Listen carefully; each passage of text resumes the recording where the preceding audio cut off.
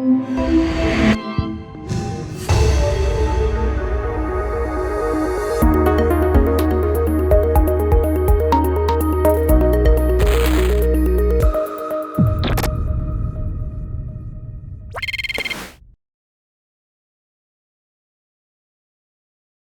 en esta charla quiero introducir algún par de ideas sobre herramientas que sirven, digamos, en contexto analítico para trabajar, digamos, funciones o series, soluciones formales de ciertos problemas como, pues, que digamos que aparecen en ecuaciones diferenciales ordinarias y parciales en el contexto holomorfo, en clasificación de, pues, foliaciones y difeomorfismos, campos vectoriales, estudio de singularidades. Pero entonces hoy vamos a centrarnos en el caso de PES, que son un poco, digamos, sencillas de tratar. Y vamos a ver cómo el origen de la divergencia se puede clasificar, digamos, de una manera geométrica y vamos a recuperar resultados bien conocidos a partir de una manera sistemática. Entonces, la idea, para empezar, vamos a dar algunos ejemplos de las situaciones que, digamos, podemos obtener en el estudio de este tipo de cosas. Entonces, cuando estamos en análisis, digamos que el análisis nos funciona siempre muy bien, teoremas de existencia y unicidad, cuando estamos trabajando en puntos regulares, ¿no? Cuando no hay singularidades, cuando no hay nada raro. Entonces, uno a partir de teoremas clásicos, teorema de la función implícita, cosas de este estilo, somos teoremas de punto fijo de Banach, podemos siempre, digamos, resolver y obtener soluciones analíticas alrededor de puntos buenos. Las soluciones divergentes o las soluciones, digamos, el comportamiento interesante realmente está en los puntos singulares. Entonces, tengo acá, a ver si esto apunta, eso es, tres ejemplos, digamos, de lo que llamamos ecuaciones de tipo Euler, donde vamos a estar, digamos, distinguiendo, voy a utilizar aquí la variable t por un momento, y este operador, ¿no? T al cuadrado por dt. Entonces, precisamente el hecho de que aparezca este operador acá es el que nos hace generar, digamos, soluciones divergentes de ecuaciones de este tipo. Entonces, por ejemplo, acá tenemos una ecuación, pues, de primer orden, ¿cierto?, que admite una única solución formal. Si buscamos una serie de potencias que soluciona esta ecuación, entonces podemos introducirla término a término, resolver, ¿cierto?, pues como lo hacía, pues, desde Euler. Y entonces introducimos la solución, encontramos recursivamente los coeficientes y hallamos una solución que es divergente, pero claro, el tipo de divergencia viene precisamente dado por este coeficiente n factorial. Y este realmente es el tipo de divergencia que se espera para este tipo de problemas.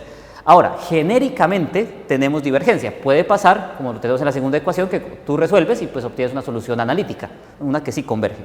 Sabes que el radio de convergencia de la serie de potencias no es cero.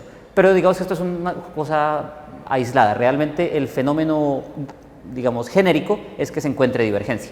También podemos subir a varias variables. Entonces acá tenemos un ejemplo de una ecuación diferencial parcial que sería el análogo a varias dimensiones de la ecuación de Euler, donde también vamos a tener un tipo de divergencia, que en este caso si estamos trabajando, digamos, con coordenadas x1, x2, y estamos numerando nuestras variables como n y m, nuestros índices, entonces la divergencia que obtenemos es producto de factoriales.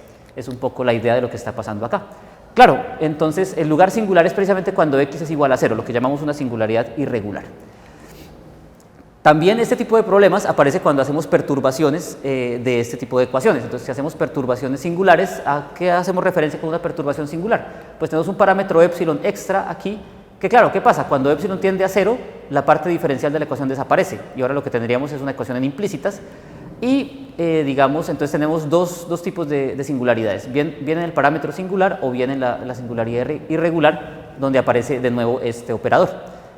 Si hacemos el mismo truco, o sea, buscamos una solución en serie de potencias y tratamos de resolver recursivamente, para este tipo de ecuaciones sencillas que estamos colocando acá, donde las cuentas se pueden hacer explícitamente, logramos pues llegar a soluciones. Y claro, la pregunta es qué tipo de divergencia obtenemos acá.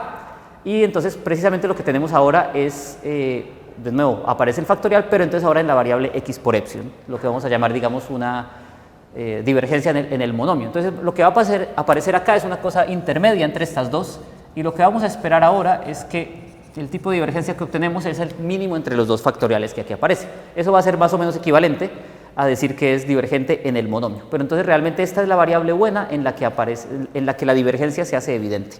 Entonces tenemos desde puntos singulares, digamos, conocimiento de este tipo de cosas. Eso también se puede hacer genérico para ecuaciones donde aparezca, digamos, el epsilon y la x al cuadrado, y luego aquí cualquier cosa analítica, obtenemos este tipo de divergencia.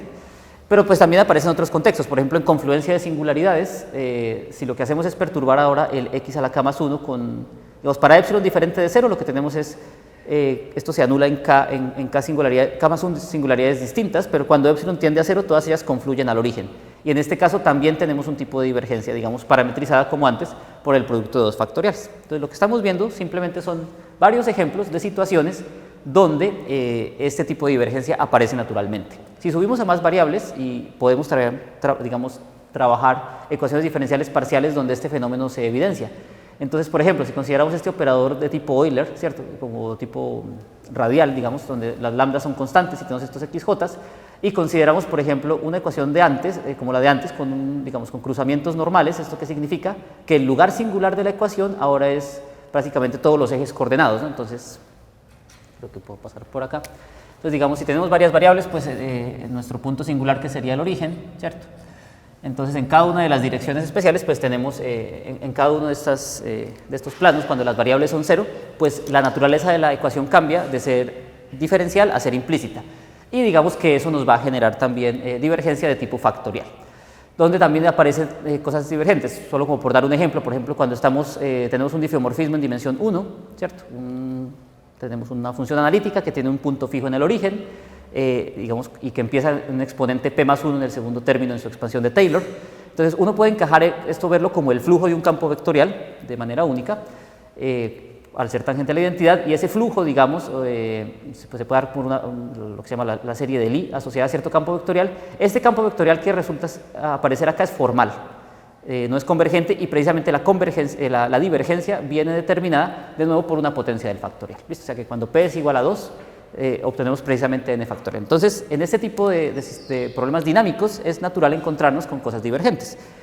Ahora, hay toda una teoría para asociar soluciones analíticas que sean asintóticas a estas soluciones formales. No vamos a trabajar eso en esta charla, aquí nos vamos a centrar solo en la parte formal. Queremos entender cómo es el origen de la divergencia de este tipo de cosas y hacerlo sistemático, ¿cierto? Porque la pregunta natural es, bueno, y si me dan la ecuación, ¿yo cómo hago para saber qué tipo de divergencia me sale? ¿Cuál es el fenómeno genérico aquí?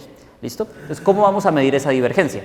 Entonces, la respuesta que tenemos actualmente es precisamente que, bueno, la palabra genérica que se utiliza ahora después de la escuela francesa, Ramis y esta gente, es series de tipo Gevrey, ¿cierto? Gevrey haciendo referencia a que crecemos como factoriales, pero entonces ahora vamos a hacerlo en funciones analíticas. Solo un dato histórico para saber más o menos de dónde viene el nombre, pues Maurice Gevrey más o menos en el 1918 hizo, digamos, estudios de ciertas ecuaciones diferenciales parciales y se daba cuenta que en ciertos lugares singulares precisamente aparecen, digamos, soluciones de tipo, o sea, que las derivadas parciales de las soluciones crecen, incluso analíticas, crecen como factoriales, y el ejemplo pues es el núcleo de la ecuación del calor. Digamos, si la ecuación del calor es simplemente la de U de t es igual a segunda derivada respecto a x, entonces derivando n veces aquí, pues nos va a salir el doble de las derivadas en la variable e, que al ser analítica, pues aquí lo único que tenemos es simplemente las desigualdades de Cauchy, ¿no? Básicamente este término derivado dos veces por n factorial al cuadrado, pues crece a razón geométrica. Entonces lo que estamos viendo es que las derivadas en la variable t, que sería la irregular acá, crecen de esa manera. Entonces por eso es un poco en honor a Gevrey que se denota de esta forma. Entonces aquí empieza un poco la parte técnica. Entonces, ¿qué significa? Vamos a dar la definición. Digamos, la idea que quiero dejar hoy es precisamente el tipo de herramienta y el desarrollo que se hace para medir divergencia. Entonces, en estas variables, digamos, cuando estábamos trabajando acá, pues el n factorial sale simplemente de nuestra variable t, y si estábamos en dos variables, este mínimo salía del producto, bueno, digamos de x por epsilon, ¿cierto? O x1 por x2, al trabajar en esta cosa. Entonces, la idea es, vamos a hacer el desarrollo ahora respecto a cualquier función analítica que se anule en el origen. Claro, que se anule en el origen, pues para tener precisamente una singularidad acá, ¿no? Digamos, lo que va a jugar aquí el papel geométrico importante es precisamente pues el conjunto de ceros, lo voy a llamar SDP, que es precisamente, digamos, si trabajamos localmente, estamos en los complejos a la D, en el espacio de dimensión D, cerca del cero, pues trabajamos precisamente en la hipersuperficie que define esta función, ¿listo? Entonces, claro, tiene que pasar pues por el cero, que va a ser nuestro punto singular. Entonces, ¿qué significa hacer Gevrey? Pues vamos a copiar básicamente lo que tenemos en una variable compleja de toda la vida. Entonces, lo que hacemos es, vamos a tratar de desarrollar una serie formal como una serie de potencias en esa función P, ¿cierto? Entonces, nuestra función P va a ser la serie de potencias, ¿y cuál va a ser la restricción? que esto puede ser fuerte, pero realmente la definición viene de las aplicaciones. Y es que estos coeficientes que aquí me quedan, los f sub n, voy a pedir que sean holomorfos o en un polidisco común a todos los n's. O sea, tienen que estar definidos todos en el mismo sitio y voy a pedir pues precisamente que estos señores crezcan como un factorial. Digamos, la potencia S, que es la que hace referencia aquí a la definición, es precisamente la que parametriza esa divergencia. Entonces tenemos dos parámetros. Uno es la función P, que digamos, geométricamente lo que va a hacer es corresponder a hacer un desarrollo transversal a lo largo de esta hipersuperficie de acá, y luego el parámetro S que me dice qué tanto crece ese factorial. Y vamos a denotar ese conjunto por O de PS. Entonces, pues claro, uno da una definición de estas y surgen muchas preguntas. Entonces, primero, yo puedo hacer siempre eso. ¿Será que yo puedo descomponer una serie, como desarrollarla en serie de potencias en términos de cualquier cosa P? Si hago ese desarrollo, ¿será que es único? ¿Qué pasa si hago cambios? ¿Será que esos crecimientos sobre los coeficientes cambian? ¿Qué estructura algebraica tiene este señor de acá? Entonces la respuesta, digamos, la herramienta genérica que nos sirve para esto es precisamente una especie de teorema de división, tipo Weierstrass, ¿cierto? Pero entonces para series formales. Ahora, claro, hay una forma, digamos, y eso también pues corresponde un poco a la geometría de esta cosa. El caso más sencillo es precisamente cuando nuestra función P es un monomio, ¿no? Voy a utilizar esta notación para simplemente x1, alfa 1, x de alfa d, ¿cierto? Cuando tenemos un monomio, digamos que la división es canónica y hacer la descomposición es una cosa sencilla. Incluso si estamos, por ejemplo, en dos variables, ¿no? Para visualizarlo un poco, pues lo único que uno hace básicamente es, yo tengo acá mis índices n y m, tengo una serie formal, digamos, a sub nm, x1 a la n, x2 a la m. Entonces básicamente uno puede formar, pues sería una especie como de el mapa de puntos de los coeficientes que no se anulan, ¿cierto? Y entonces para desarrollar respecto a un monomio, pues un monomio, digamos, si tengo alfa 1, alfa 2, pues básicamente ubicamos el monomio acá y la serie simplemente se hace y dice, bueno, pues yo cojo todos los coeficientes que aparecen antes de este punto, eso sería el coeficiente f sub 0. Después hago el cuadrado de esta cosa, todos los que aparecen en la segunda banda, pues sería el coeficiente f sub 1 y así sucesivamente. Es una cosa canónica que se puede hacer. Para hacerlo, para una cosa genérica, digamos, para una función P, entonces lo que uno hace es establecer un orden monomial para poder, digamos, distinguir entre todos estos monomios, y entonces se puede obtener, digamos, un algoritmo de la división. Yo siempre puedo dividir por P y obtener un cociente y un residuo. ¿Qué va a ser lo importante? Que este residuo, digamos, está determinado, o sea, la unicidad se debe a que, digamos, uno introduce, digamos, sigma de alfa, que sean precisamente las series formales pues básicamente que sean divisibles por el monomio x a la alfa.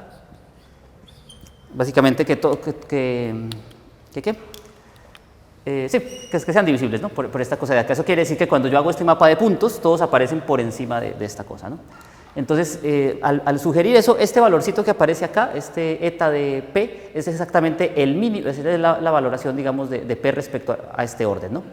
Entonces, en ese sentido, claro, ¿qué significa geométricamente, digamos, esta forma de ordenar los monomios? Lo único que estamos haciendo es, si pedimos que sea una cosa inyectiva, por ejemplo, en dimensión 2, lo que estamos trazando es básicamente una recta dependiente irracional, de forma que al irla moviendo de esta forma, toca exactamente a un punto. Entonces estamos ordenando toda esta nube de puntos a través, digamos, de esa cosa, de este señor de ahí. En particular, pues el señor P va a tener un monomio líder o un monomio mínimo respecto a ese orden, y respecto a ese orden que no es canónico, es que hacemos la división. ¿Listo? Entonces esta es una cosa técnica, no va a ser tan importante para lo que vamos a hacer acá, pero lo importante es que se puede hacer. O sea, tenemos una forma de desarrollar en serie de potencias, digamos, respecto a la P. Y esto es una cosa que se va a hacer, digamos, sucesivamente para obtener una especie de algoritmo de la división, y que en el caso analítico, de hecho, los operadores que uno obtiene, porque claro, al sacar este Q y el R, cuando el F es una función holomorfa, digamos, una función analítica definida alrededor del origen, entonces se pueden hacer, digamos, de forma que se preserven los radios si el radio es suficientemente pequeño. O sea, las funciones que le sacan el cociente y el residuo a mi función analítica van a ser operadores, digamos, lineales y continuos, ¿vale? Entonces la idea es que teóricamente esto se puede hacer, o sea, claro, ahora a la hora de hacer cálculos pues ya es muy complicado, porque entonces no, digamos que no son como efectivos a la hora de hacerlo, pero es eso. Entonces, por lo menos para funciones analíticas, utilizando este método sí que podemos hacer un desarrollo natural en este sentido. ¿Listo? Esta notación de acá, que básicamente estos coeficientes f sub n se pueden obtener sucesivamente tomando varios cocientes y luego el resto, simplemente corresponde a la idea de que cuando yo desarrollo mi f, claro, entonces lo primero que hago es divido por p, ¿no? Entonces me va a quedar un coeficiente q por p más un coeficiente, digamos, f sub 0, que va a ser el resto. ¿Cómo continúo? Pues entonces ahora lo que hago es vuelvo a dividir la q por p, me va a quedar un f sub 1, ¿cierto?, más f sub 0. Y ya entonces, y voy iterando esto sobre la q y precisamente es que obtengo esa fórmula. Claro, ¿quién es, por ejemplo, f sub 0? Pues simplemente es el residuo, o sea, el resto de f. ¿Quién sería f sub 1? Entonces lo que hago es primero aplico el cociente para recuperar este señor q y después le aplico el resto, y así sucesivamente. Entonces incluso analíticamente lo podemos tener. Acá a lo largo de la presentación voy colocando, digamos, las referencias que voy utilizando donde se puede consultar por si les interesa luego verlo más adelante. Pero entonces, en ese sentido, precisamente es este algoritmo el que nos responde la primera pregunta, y es que la noción de Serge-Brev en una serie de potencias, en una función analítica P, perdón, es una cosa que está bien definida. Realmente no importa de cómo hagas la descomposición, si la haces de una manera o de la otra, ese crecimiento, digamos, se va a preservar. ¿Listo? Entonces acá esto es un cálculo sencillo utilizando precisamente estos operadores, pero la idea es que no importa, si bien sea una descomposición canónica utilizando uno de estos órdenes, o sea una que te salió de alguna manera, no importa cómo lo hagas, es una buena definición, es una cosa que se va a preservar, digamos, respecto a cualquier descomposición. Y entonces aquí tenemos algunas propiedades básicas de este señor de acá. Entonces esto va a ser, por ejemplo, estables por las operaciones habituales de suma, producto, derivadas parciales. De hecho, por ejemplo, tenemos contenencias si hay relaciones de divisibilidad, respecto a quién hagamos el desarrollo. Por ejemplo, si Q divide a P, entonces hay una contenencia natural entre estos anillos. También esto es estable por cambios de coordenadas, una cosa que va a ser bien importante más adelante. Y algo, digamos, interesante es que para el caso de los monomios es como el único donde tenemos una caracterización explícita a partir de los coeficientes de la serie. Precisamente Serge-Brev en un monomio, por ejemplo en el monomio x por epsilon o x1 por x2, precisamente se corresponde al mínimo entre los factoriales. ¿Listo? Y es el único caso donde podemos decir explícitamente, por lo menos por el momento, es cierto, los coeficientes cómo es que crecen, una caracterización directa sin necesidad de hacer esta división. ¿Listo? Pero claro, digamos, eso no es como tan satisfactorio. Entonces sí que tenemos una propiedad que nos va a decir que hay una relación, digamos, entre Serge-Brev en la serie P y serlo, digamos, en varias variables, en el sentido de, digamos, en dos variables sería Serge-Brev en ambas variables, significa producto de factoriales, ¿no? Y entonces eso va a tener que ver con el orden o de anulación de la función P en el origen. Entonces, entre más grande sea el orden que se anule, digamos, la función P, o sea, el orden habitual, ¿no?, como serie de potencias, entonces el orden va a ser más pequeño. Digamos que esto va a ser una serie que es PS-Y-Brev, y la serie tiene orden K, entonces vamos a obtener cotas en este sentido, ¿no?, como productos de los factoriales donde todos los exponentes son S sobre K. Entonces, en cierta manera tenemos como una definición buena, genérica, que abarca, digamos, muchas situaciones, y vamos a ver cómo aplicarla ahora al problema que vamos a trabajar hoy, que son algunas ecuaciones diferenciales parciales. Listo, de tipo, pues, singular. Entonces, el teorema genérico para orden 1 es el siguiente. La ecuación 1 que aparece aquí en pantalla es precisamente una que es capaz de recuperar todos los casos anteriores que habíamos visto en los ejemplos de la introducción. Entonces, ¿qué es lo que vamos a considerar? Pues acá, digamos, tengo la parte no lineal de la ecuación, donde tengo una función analítica en dos variables, digamos, en la x y en la y. La y puede ser un vector de coordenadas i1 hasta i sub n mayúscula, digamos, y aquí lo que tengo son dos partes de la ecuación. Entonces, primero tengo el p, que va a ser el lugar singular. Precisamente cuando los puntos estamos sobre esta hipersuperficie, pues la ecuación cambia de ecuación diferencial a ecuación implícita. Y además lo que vamos a tener es un campo lineal, que esto pues tiene su significado geométrico. Este L lo podemos ver precisamente como un campo vectorial, ¿no?, un campo vectorial holomorfo, y digamos que la parte singular se la está sacando este P de acá. ¿Listo? Entonces, resulta que cuando estudiamos esta ecuación diferencial parcial, entonces la noción de P-Y-Brev aparece explícitamente, y es una cosa que podemos obtener geométricamente, un criterio para determinar el tipo de divergencia de la solución, y es el siguiente. Entonces, uno coloca condiciones genéricas sobre la función f para obtener una única solución. Esto simplemente se hace, digamos, vamos a suponer que se anula en el origen y que la derivada parcial respecto a y en el origen también es una matriz invertible. Esto lo único que va a causar es que esto funciona exactamente igual que en los ejemplos del principio. Yo tomo mi serie formal, busco una solución, la introduzco en la ecuación y trato de resolver recursivamente. Claro, el problema es que, pues obviamente, digamos, la naturaleza de la ecuación parece ser un poco más complicada ahora, Pero digamos, uno puede hacer eso y esta condición sobre que la matriz sea invertible es la que te permite ir despejando los coeficientes. Entonces tú das un valor inicial, digamos, el coeficiente, por ejemplo, cuando el coeficiente constante, digamos, es precisamente resolver esta ecuación en implícitas y a partir de ahí uno va resolviendo recursivamente. Lo que permite hacer eso es la invertibilidad de esta matriz. Digamos, esa es como la naturalidad de la condición. Entonces resulta que lo que tenemos que comprobar para ver que la solución es Yebré es simplemente coger este campo vectorial y evaluarlo en nuestra función P que está aquí afuera. O sea, esto es una cuenta que se puede hacer de manera muy sencilla, simplemente evalúo L en P, esto es de nuevo una función holomorfa, ¿cierto? ¿Qué significa eso? O sea, si yo tengo mi campo, lo puedo escribir por acá, si tengo mi campo L, que es la suma pues, de los AJ, derivadas parciales, pues simplemente evaluar en la función es hacer esto, ¿no? A sub j por calcularle las derivadas parciales a esta función P. O sea, esto es una función explícita que puedo estudiarla y puedo ver si es divisible por P o no. Resulta que, se me pasó esto, disculpen, resulta que si es divisible por P, esta es una condición que nos va a asegurar que la solución va a ser precisamente de tipo 1 Yebré en la P. O sea, ¿qué significa eso? Que la buena variable para estudiar esta ecuación es precisamente desarrollar en P y que va a ser divergente de tipo n factorial, o sea, esos coeficientes van a crecer como n factorial cuando tenemos esta condición. Y claro, eso es una cosa que podemos interpretar geométricamente. Lo único que estamos diciendo es que esta hipersuperficie es invariante por el campo vectorial L, que P sea divisible por eso, lo podemos traducir en una condición geométrica.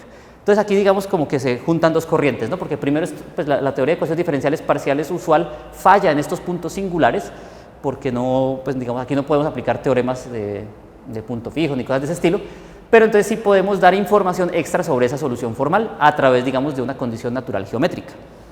Entonces vamos a ver cómo aplicar el teorema primero que todo, no vamos a mencionar todavía la prueba, pero entonces, por ejemplo, para las ecuaciones del principio, que eran, por ejemplo, una cosa singular en la epsilon por el x a la k más 1, entonces dependiendo de la condición, lo que uno tiene que jugar es con escogencias del campo vectorial y de la función P. Entonces supongamos, por ejemplo, que, o sea, el caso regular, donde todo es convergente, pues ahí no tenemos nada que decir. Pero, por ejemplo, si acá apareciera un epsilon y, por ejemplo, que no hubiera x, ¿cierto? Entonces podemos tomar, por ejemplo, P igual a Q de epsilon, a Q de epsilon y L igual a simplemente de x. ¿Qué pasa cuando tomamos la derivada de x respecto de esta función? Pues como esto no depende de la x, nos da 0, o sea, en particular la divide. Entonces, gratis obtenemos que la solución va a ser 1 Yebré en la función Q.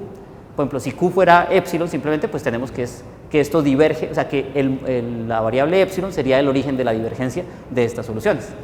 En el caso ya genérico, si K es positivo, entonces lo que hacemos es tomar x como, o sea, P como x a la K por Q y L igual a x de x. Entonces, cuando tú evalúas este campo en esta función, pues te da exactamente un múltiplo del P y obtenemos inmediatamente que la solución va a ser Yebré en esa función, sin necesidad de hacer ningún cálculo. O sea, es una cosa como bastante rápida y eso recupera, digamos, resultados bien conocidos en esta teoría, pues que en su época pues costaba, digamos, hacerlo, digamos, porque era como que para cada ecuación necesitábamos repetir y repetir las cuentas, ¿no?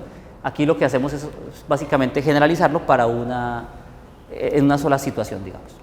Por ejemplo, si tenemos ecuaciones ahora como las que mencionábamos al principio, por ejemplo, tengo una ecuación diferencial de tipo lineal, que aparezcan los coeficientes x a la j, digamos, x sub j, derivada parcial de xj, y tenemos un monomio por una función que puede depender de muchos parámetros. Cuando yo hago L de P, si yo evalúo este campo aquí, lo que obtengo es precisamente esta suma por la función P. Entonces, inmediatamente podemos concluir la condición de que la solución va a ser divergente en esa, o sea, hallamos la variable P adecuada para la divergencia, compruebo esta técnica y ya está. O digamos, un caso particular sería esta ecuación lineal, para la cual de hecho, hago un comentario aparte, sí sabemos hacer la teoría de sumabilidad en un monomio para ella, pero bueno, ya está. Ahora, claro, son condiciones que son necesarias para cumplirse. Digamos, si uno hace mala elección de los coeficientes, puede que no funcione, ¿listo? Entonces, para avanzar un poco voy a dejar, no voy a entrar en detalles con este ejemplo, pero digamos que se tienen cosas donde las cosas no funcionan, ¿listo? Y son explícitos y tal. Y ustedes notan pues que la naturaleza de los ejemplos explícitos pues es sencilla, pero genéricamente pues resolverlo es difícil. Entonces, ahora la pregunta es, bueno, pues ya tenemos esto, la pregunta es, ¿y cómo se hace la prueba, no? ¿Cómo tratamos, digamos, de ver, de justificar un poco esta situación? Entonces, hay dos formas de hacerlo. Uno sería a fuerza bruta. Entonces, yo cojo mi serie formal, la introduzco en la ecuación diferencial y trato de resolverla. Pero claro, nosotros queremos desarrollarla en la función P. O sea, digamos, la idea es hallar la divergencia. Entonces, tú planteas tu solución y dices, de alguna forma yo la quiero expandir como algo en la P, ¿cierto? Entonces, claro, esto, si yo lo quisiera hacer de forma explícita, pues entonces tendría que introducir todo esto en la ecuación, pero todos los coeficientes de la ecuación, además, desarrollarlos en P, tratar de igualar, ¿cierto? Entonces esto se vuelve bastante engorroso, entonces no es la aproximación adecuada. Digamos, hay una forma más natural que de hecho revela un poco la situación que está pasando, y es la siguiente. Lo que vamos a hacer es levantar el sistema a una variable más. Vamos a ver que nuestra variable t va a ser, digamos, ahora nuestro p de x, vamos a especializar, digamos, en esta función, pero entonces ahora trabajamos en una coordenada más. ¿Listo? Entonces vamos a añadir una coordenada extra y lo que tratamos de hacer es levantar el problema y ver esta ecuación que teníamos en dimensión d, la subimos a una dimensión d más 1 y hacemos que el t juegue el papel de una variable independiente. Entonces, al hacer ese truco, lo que hago es introducir una serie nueva, que sería I de nt a la n, y tratar de buscar una ecuación diferencial parcial para esta w. Entonces, al hacer eso, pues lo que tendríamos que, por ejemplo, ver es qué pasa cuando yo hago p por l de i. O sea, qué pasa cuando yo le aplico mi operador diferencial L, o mi campo vectorial, a esta serie. Entonces, al hacer el cálculo, pues aquí lo vemos, ¿no? Porque entonces tengo L de I, pues utilizo simplemente la regla del producto, ¿no? Regla de Leibniz, entonces derivada del primero, pues un operador de orden 1, ¿no? Entonces, la derivada del IN por el P a la N, bueno, este P de afuera me da un Pn más 1, y luego me quedaría I sub N por L de P a la N, y eso me va a dar este término de acá, y aquí es donde se revela que, claro, yo estoy suponiendo que L de P es divisible por P, o sea que yo lo puedo escribir como un phi por P. Entonces, en ese sentido, obtenemos esta expresión de acá, que yo la puedo ver precisamente como hacer este operador acá, es T por L y luego esa función phi que está aquí extra, pero lo más interesante es que reaparece explícitamente el operador de Euler, T al cuadrado de T. Realmente este es el origen de esa divergencia, de ese n factorial en la ecuación. Entonces lo que estamos haciendo es, por lo menos para esa parte diferencial, ver que la serie nueva, que está en una variable más, realmente satisface una ecuación diferencial parcial tanto en las x como en la t. Y es exactamente con la que habíamos arrancado. Entonces, al hacer eso, ya podemos plantear, digamos, una ecuación en una dimensión más y estudiar directamente esta ecuación de acá. Entonces, ¿qué es lo que pasa? Para estas ecuaciones, pues resulta que los resultados sobre divergencia ya son conocidos y podemos aplicarlos para obtener nuestro resultado. Entonces, más o menos, todo esto se hizo más o menos en 2020. Y luego, con Alberto Lastra de la Universidad de Alcalá, pues decidimos tomar el paso siguiente y es hacerlo ahora para operadores de orden mayor, porque esto todo es hasta ahora orden 1, ¿cierto? Entonces, en este caso, la ecuación también se puede generalizar un poco más y hacerlo, digamos, entonces ahora para operadores que obtengan, digamos, el operador que estamos formando acá, voy a escribirlo, es una suma de potencias de la P por operadores diferenciales, digamos LJ, todos holomorfos, esto de 1 a un orden K. ¿Listo? Estos LJ, ¿qué van a hacer? Pues entonces son operadores, digamos, de la forma, son unos, a ver, según la notación que tengo ahí, sería alfa J, y acá estoy haciendo la suma sobre todos los multiíndices de peso J, ¿no? Que la suma de las coordenadas me dé J, por derivadas parciales respecto, voy a utilizar esta notación. Entonces, básicamente esto es, derivo alfa veces respecto a x1, derivo alfa 2 veces respecto a x2, y que la suma de todos los pesos pues sea constante, ¿no? Digamos igual a D. Básicamente una cosa homogénea, ¿no? Los de grado 1, los de grado 2. Entonces lo que estoy pidiendo es que el de grado J venga acompañado por la potencia P a la J. Este tipo de operadores, digamos que también son susceptibles a esta técnica. Claro, ¿qué es lo que va a pasar? Que cuando levanto la ecuación, como lo hice en el paso anterior, entonces lo difícil es, claro, precisamente ver qué es lo que pasa con estas cosas. Se va a expandir mucho más, pero digamos que la idea es precisamente la misma. Ahora, en el caso de dimensión 1, lo que hacíamos era analizar esta cosa que tenía un significado geométrico claro, ¿no? Simplemente es esta función L de P, cojo el operador y lo evalúo en P y obtengo esta función, y la condición geométrica es que sea invariante la superficie por el flujo de este campo. Lo que resulta ahora aquí es que tenemos que analizar más coeficientes. Entonces lo que vamos a hacer es cada uno de estos, para cada LJ, vamos a definir esta función LJ estrella de P. Esta es una función que sale natural al hacer los mismos cálculos. ¿Y en qué consiste? Básicamente, lo que estamos haciendo es a este operador le estamos asociando, o sea, digamos a través de P, lo que estamos haciendo es evaluar el P en cada uno de ellos, ¿cierto? O sea, yo tengo la derivada parcial respecto a x1, a x2 y voy a elevar estos valores a las potencias que me indica el monomio, ¿vale?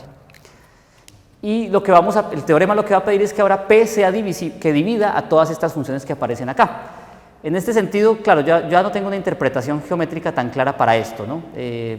No sé si haya algún análogo, pero bueno, eso de pronto ustedes me lo pueden contar más tarde si les suena de algo. Pero digamos, por lo menos para dimensión 1 hay una cosa geométrica, luego esto sería un criterio más de tipo algebraico, pero entonces el teorema es el siguiente, es una cosa que nos publicaron finalmente este año. El resultado es el siguiente. Entonces, si tengo una ecuación de esa naturaleza, como el operador de orden superior que tengo allí, que sea de orden k explícitamente, y la p divide a todos estos coeficientes nuevos, entonces resulta que la solución, existe una única solución formal bajo las condiciones de la función f, o sea, siguen siendo las mismas, que va a ser de tipo p k y. O sea que cuando desarrollo en serie de potencias en p, eso crece como n factorial a la 1 sobre k.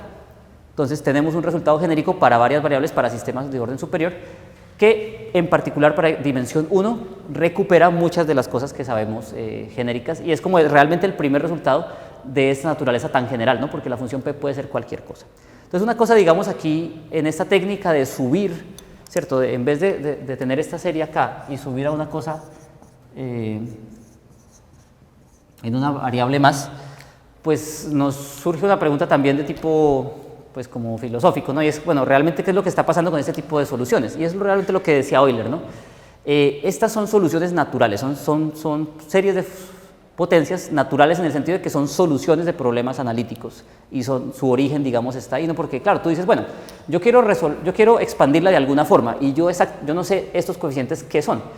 Tú los pones como incógnitas, subes a esto y luego encontraste una solución que te los determina de forma única. Entonces, ¿qué nos está diciendo eso? Que realmente cuando yo descompongo en P, solo hay una descomposición buena al hacerlo, ¿no? Y eso, ¿por qué es natural tenerlo? Porque proviene de una ecuación, o sea, la ecuación es la que determina la naturaleza de esa serie. ¿Listo? Pues claro, a nivel teórico uno podría buscar series raras que como que dependan de esa descomposición, pero cuando, digamos, la consecuencia acá es que cuando provienen de ecuaciones diferenciales parciales, digamos que la cosa no tiene problema. Entonces, acá hay un resultado técnico de Gerard y Tahara, de los 70 más o menos, que es precisamente el que nos permite recuperar de manera sencilla el resultado de ser divergente a través de este tipo de liftings o de levantamientos, ¿no?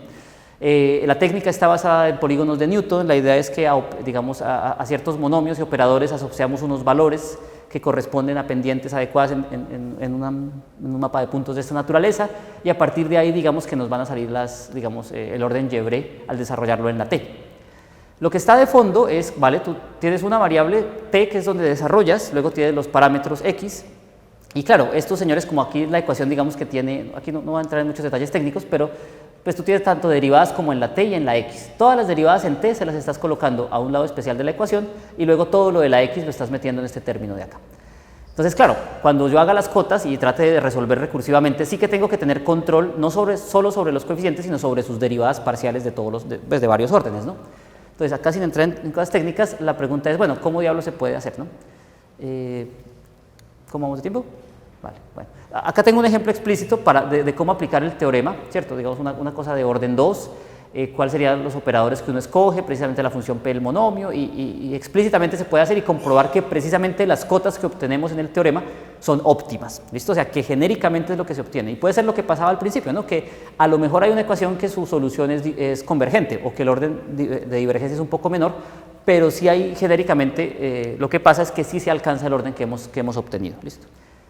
No quiero entrar en detalles acá, pero para ya terminar la charla, quiero dar precisamente la idea de cómo es esa prueba de Gerard y Tahara, ¿no? ¿Cuáles son las herramientas que aquí utilizamos? Entonces, la herramienta para digamos, funciones holomorfas son lo que se conocen como las normas de Nagum, que para dimensión 1, acá lo escribí, digamos, en dimensión n, pero no sé si se alcance a ver, para dimensión 1, básicamente, eso sí que es una cosa explícita, uno lo que hace es medir, digamos, el supremo de la función, uno se lo adapta, digamos, a una cosa que depende de la n, que básicamente ¿qué es lo que estamos midiendo acá? Yo tengo mi función holomorfa, definida, digamos, en el origen, una cosa de radio r, y básicamente al tener el x acá, en cualquier punto lo que estoy midiendo es básicamente la distancia, ¿no? Que haya a la frontera, ¿no? Este r menos x que aparece acá. A medida que x se aproxima a la frontera, pues esto tiende a cero. Y realmente las fórmulas de Cauchy se pueden codificar a través de estas normas en propiedades, digamos, de la función. Ahora, si uno, para perturbaciones singulares, digamos que hay que modificar un poquito esta función que aparece aquí, que es esta función de sub r, se modifica alrededor del origen para que no haya problemas luego al hacer las cotas y se extienda un poco mejor, pero lo importante es que estas normas satisfacen, digamos, las propiedades buenas que uno espera para este tipo de problemas. Entonces, por ejemplo, pues desigualdad triangular, pero también que sea compatible con productos y, más importante, que sea compatible con las derivadas, en particular con derivadas parciales. Acá están las fórmulas para todo, pero digamos, si fuera en dimensión 1, lo único que uno se restringen a que cuando calculas en la norma de n más 1, esto te baja algo así como el número, la constante de Euler por n más 1 y la función, o sea, la norma anterior para la función f. O sea, realmente esto no es otra cosa que las desigualdades de Cauchy.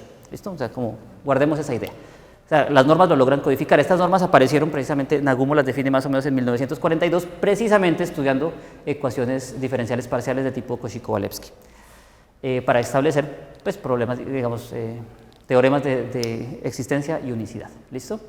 Entonces, la idea es, claro, no voy a mostrarles la prueba horrorosa de cómo se haría el Gerard-Tahara, pero sí que quiero dar una idea de cómo utilizar las normas, y esto es una cosa, digamos, mucho más concreta, y es, por ejemplo, cómo estas normas nos permiten mostrar la regularidad. O sea, cierto que si yo tengo un campo analítico, campo vectorial analítico, entonces su flujo es analítico en las dos variables. Entonces esto se puede hacer de manera muy sencilla con estas normas. Es una prueba que me salió hace 2 añitos o así. Entonces, claro, si tengo un campo vectorial, digamos x1, xn en varias variables, ¿cierto? El flujo de la ecuación, o la dinámica, está determinada precisamente por la ecuación del flujo, ¿no? Que es la derivada en tiempo t, es el campo evaluado en el punto que hayamos avanzado, con condición inicial, digamos que en tiempo 0 estoy en el punto z, ¿listo? Entonces, la solución uno la puede calcular con la serie de Lie, que es precisamente cojo e itero este campo, lo evalúo en las coordenadas y multiplico por t a la m sobre m factorial. Esta es la fórmula que, digamos, determina el campo para el caso analítico. Entonces, ¿qué es lo que queremos ver? Que, pues, que si x es convergente, pues esto también me sale convergente en la x y en las variables z1 hasta zn. Entonces, ¿cómo lo hacemos? Lo que vamos a hacer es asociar, digamos, esto se puede hacer por métodos clásicos, ¿no? O sea, y para sistemas mucho menos regulares, ¿no? Pero, digamos, lo que vamos a hacer es asociar ese problema, es un problema no lineal, complicado, vamos a resolverlo análogamente, más bien, pero con una ecuación diferencial parcial sencilla, que sí es lineal en, digamos, en la variable w. Entonces, ¿qué es lo que hacemos? Básicamente, la ecuación de flujo, la ley de flujo me dice que si yo avanzo tiempo t y menos t, pues no hice nada. Entonces, ¿qué pasa si yo derivo esto respecto a la t? Me va a salir una ecuación, ¿cierto? Digamos, utilizo la regla de la cadena y, digamos, llamando w a phi de x. Bueno, los detalles técnicos, la cuenta se puede hacer, digamos, aquí lo importante es que al final no sale una ecuación de esta naturaleza. Si yo llamo w al flujo, lo que estoy diciendo es que al derivarlo respecto a t, esto me da la derivada total en z, ¿cierto? Multiplicada, esto es una matriz, ¿no? Multiplicada por el campo vectorial x, ¿listo? Entonces lo que tengo es una ecuación diferencial en 2 derivadas, ¿no? La derivada respecto a t y tengo todas las derivadas en z acá, y esto es una cosa lineal. Entonces, ¿qué es lo que pasa? Esta, al resolverla, se puede resolver de manera sencilla si lo trabajamos a lo largo de la t. Lo único que voy a hacer es expandir la w como una serie de potencias en t y introducirlo en la ecuación. Si hacemos eso, ¿cierto? Expando, digamos, como una serie exponencial generadora, digamos, phi sub m son mis incógnitas. Al igualar coeficientes en t, lo que obtengo es una recurrencia muy sencilla. Esto es la condición inicial, ¿cierto? Que básicamente es la identidad, ¿cierto? Para t igual a 0.